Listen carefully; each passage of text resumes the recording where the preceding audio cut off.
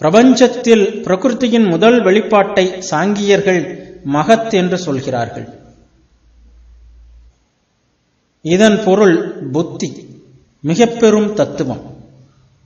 பிரகிருதியில் ஏற்படும் முதல் மாற்றம் இந்த புத்திதான். இதை தன்னுணர்வு என்று சொல்ல மாட்டேன், அதாவது செல்ஃப் கான்சியஸ்னஸ் என்று சொல்ல மாட்டேன். அப்படி சொல்வது தவறாகும். உணர்வு என்பது மகத்தின் ஒரு பகுதி மட்டுமே. மகத் என்பது எங்கும் நிறைந்தது. உணர்வரு நிலை, உணர்வு நிலை, உணர்வு கடந்த நிலை, எல்லாவற்றையும் அடக்கி நிற்பதுதான் மகத். எனவே உணர்வின் ஒரு பகுதிக்குரிய பெயரால் இதை சுட்டுவது பொருந்தாது. உதாரணமாக, பிரகிருதியில் நடக்கும் சில மாறுதல்களை நாம் கண்களால் கண்டு புரிந்து கொள்கிறோம். ஆனால் மிக நுட்பமான வேறு சில மாறுதல்களும் நடைபெற்ற வண்ணம் இருக்கின்றன. அவை நமக்கு புலனாவதில்லை.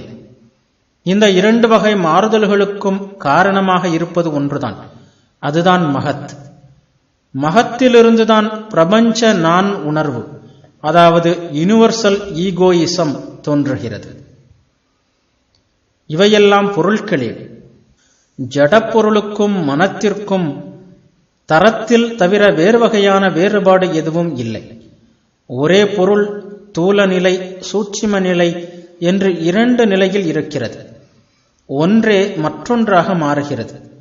இது தற்கால உடலியல் ஆராய்ச்சிகளுடன் அப்படியே பொருந்துகிறது. மனம் மூளையிலிருந்து வேறுபட்டதல்ல என்ற கருத்தை நம்புவதால் எவ்வளவோ போராட்டங்களிலும் குழப்பங்களிலிருந்தும் நாம் தப்பலாம். நான் உணர்வும் இரண்டு விதமாக மாறுகிறது. ஒரு வகையில் அது இந்திரியங்களாக மாறுகிறது. இந்திரியங்கள் இரண்டு வகைப்படும்: ஞானேந்திரியங்கள், கர்மேந்திரியங்கள். இவை கண், காது போன்ற வெளி உறுப்புகள் அல்ல. இவற்றிற்கு பின்னால் உள்ள நரம்பு மையம் அல்லது மூளை மையங்களே இவை. நான் உணர்வு ஜடப்பொருளாக மாறுகிறது. அந்த பொருளால் தான் இந்த இந்திரியங்கள் ஆக்கப்படுகின்றன.